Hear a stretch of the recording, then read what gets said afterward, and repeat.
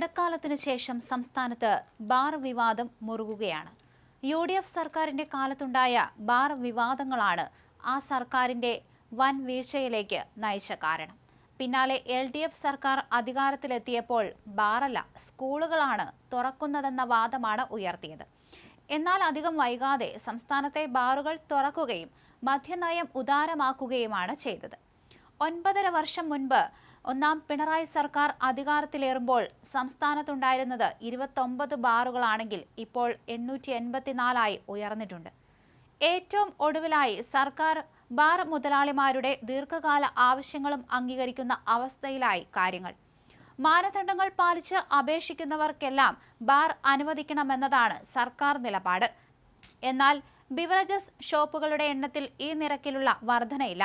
അധികാരമേൽക്കുമ്പോൾ 309 beverages ഷോപ്പുകൾ ഉണ്ടായിരുന്നുവെങ്കിൽ ഇപ്പോൾ 336. കള്ളുഷാപ്പുകളുടെ എണ്ണം 5177 നിന്ന് 5171 കുറഞ്ഞു. അബ്കാരി ഷോപ്പുകൾ തുടങ്ങുന്നതിന് തദ്ദേശ സ്ഥാപനങ്ങളുടെ അനുമതി വേണമെന്ന നിബന്ധന പിണറായി സർക്കാർ 2017 എടുത്തു കളഞ്ഞിരുന്നു. പ്രതിഷേധമുയർന്നാൽ തദ്ദേശ സ്ഥാപനങ്ങൾ അനുമതി നിഷേധിക്കുന്ന രീതിയായിരുന്നു പണ്ട്. ഇതിനെതിരെ സുപ്രീം കോടതി വരെ പോയി അനുകൂല ഉത്തരവ് വാങ്ങി. കേരള പഞ്ചായത്ത് ആക്ട് ഭേദഗതി ചെയ്തു. ഉമ്മൻചാണ്ടി സർക്കാരിന്റെ കാലത്ത് പുതിയ മദ്യനയത്തെ തുടർന്നാണ് ഭൂരിഭാഗം ബാറുകളും പൂട്ടുകയും പഞ്ചനക്ഷത്ര റാങ്കുള്ള ബാർ ഹോട്ടലുകൾക്ക് മാത്രമായി ലൈസൻസ് പരിമിതപ്പെടുത്തുകയും ചെയ്തത്. പിന്നാലെ അന്നത്തെ ധനമന്ത്രി KM മാണിക്കെതിരെ ബാർ കോഴ ആരോപണവുമായി ബാറുടമകൾ രംഗത്തെത്തി. ബാറുകൾ തുറക്കാൻ കോഴ വാങ്ങിയെന്നായിരുന്നു തെരഞ്ഞെടുപ്പ് കാലത്ത് ഉയർന്ന ആരോപണം. വിജിലൻസ് കേസെടുത്തതിന് പിന്നാലെ മാണിക്ക് രാജിവെക്കേണ്ടി വന്നിരുന്നു.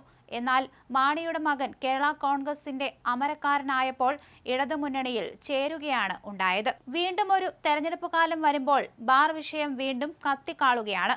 തെരഞ്ഞെടുപ്പ് അടുത്തിരിക്കെ ബാറുകളുടെ പ്രവർത്തന സമയം കൂട്ടാനുള്ള ഉത്തരവിറങ്ങിയത് ശരവേഗത്തിലായിരുന്നു. ഫെഡറേഷൻ ഓഫ് കേരള ഹോട്ടൽസ് അസോസിയേഷന്റെ അപേക്ഷ എക്സൈസ് മന്ത്രി MP രാജേഷ് മുഖ്യമന്ത്രിക്ക് കൈമാറി. 49.5 മണിക്കൂർ പൂർത്തിയാകുമ്പോഴേക്കും അനുമതിയായി. എല്ലാം പ്രതിപക്ഷം കൂടി അറിഞ്ഞു എന്ന് മന്ത്രി MP രാജേഷിന്റെ പ്രസ്താവന കൂടി വന്നതോടെ ബാറിന്റെ സമയം നീട്ടൽ രാഷ്ട്രീയ പോരിനു കൂടി വഴി തുറന്നു. തെരഞ്ഞെടുപ്പ് ഡീൽ എന്നാരോപിച്ച് ക്രൈസ്തവ സംഘടനകളും രംഗത്തെത്തി. എന്നാൽ അത്തരമൊരു ആരോപണം കേട്ടതായി പോലും മന്ത്രി നടിച്ചിട്ടില്ല.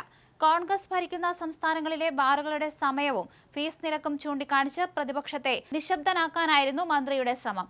ബാർ സമയം നീട്ടിയതല്ല, ഏകീകരിച്ചതാണെന്ന് വിചിത്ര ന്യായവും ഉന്നയിച്ചു.